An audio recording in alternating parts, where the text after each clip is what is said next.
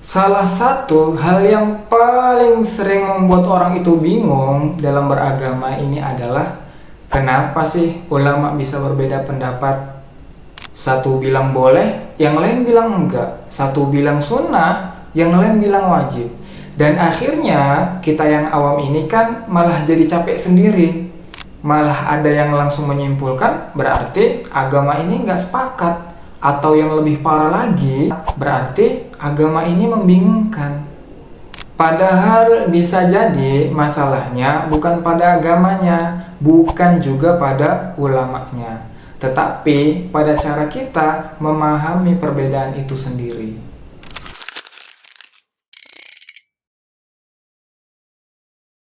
Mari kita mulai dari satu prinsip penting.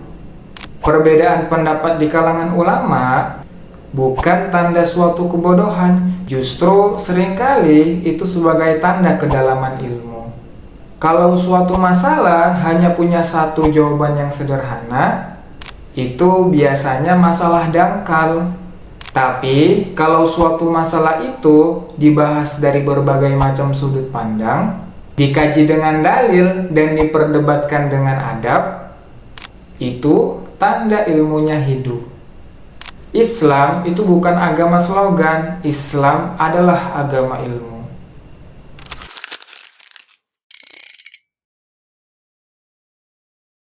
Sekarang kita masuk ke akar masalahnya. Banyak orang yang bilang dalilnya kan jelas, kenapa masih beda? Masalahnya jelas bagi kita belum tentu sederhana dalam ilmu. Contoh konsep pentingnya di dalam Al-Quran dan hadis ada lafaz yang umum, khusus, mutlak, terikat, perintah, dan larangan. Pertanyaannya, apakah setiap perintah itu wajib? Apakah setiap larangan itu haram mutlak? Disinilah ulama bekerja. Bukan untuk menentang dalil, tapi untuk memahami maksud dari dalil itu sendiri. Dan pemahaman itu bisa berbeda tanpa keluar dari kebenaran.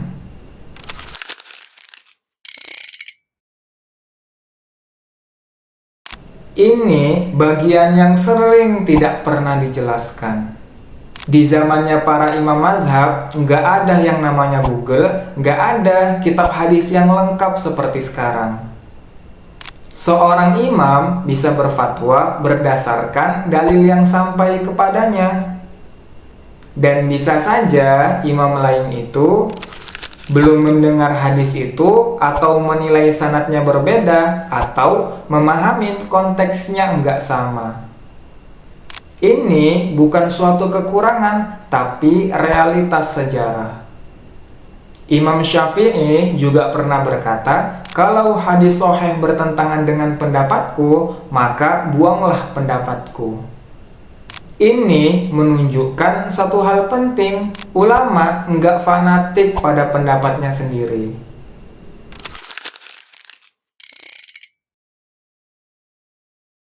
Semua ulama sepakat pada sumbernya, yaitu Al-Quran dan hadis.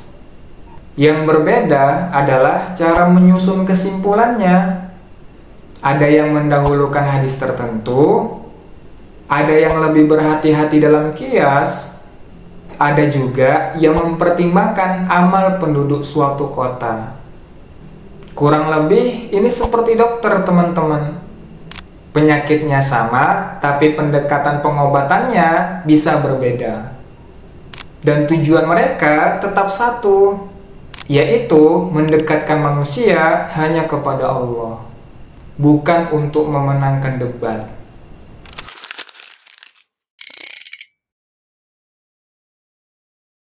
Hukum Islam itu bisa dibilang unik. Prinsipnya tetap, tapi penerapannya memperhatikan realitas. Ulama yang hidup di kota dagang akan menghadapi permasalahan muamalah yang rumit. Ulama yang hidup di masyarakat yang sederhana akan menghadapi persoalan yang berbeda. Apakah masuk akal jika jawaban mereka selalu identik? Disinilah perbedaan itu menjadi kebutuhan, bukan kelemahan.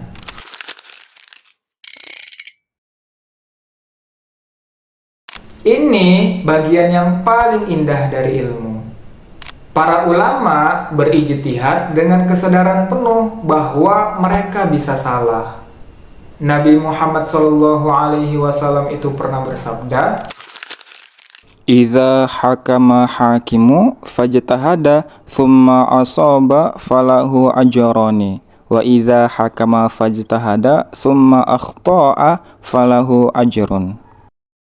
jika seorang mujtahid berijtihad lalu benar, ia mendapat 2 pahala. Jika salah, ia mendapat 1 pahala. Artinya apa? Islam menghargai usaha yang jujur, bukan sekadar hasil.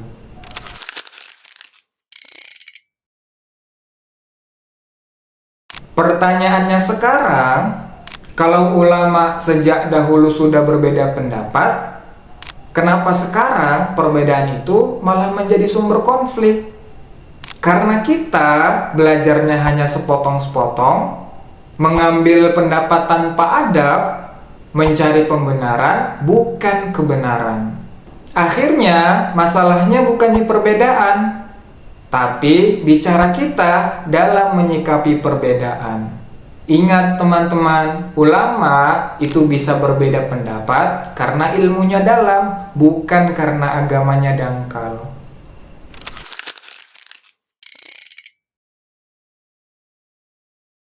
Kalau perbedaan itu membuat kita rendah hati, itu tanda adanya ilmu. Kalau perbedaan membuat kita sombong, itu tandanya ego.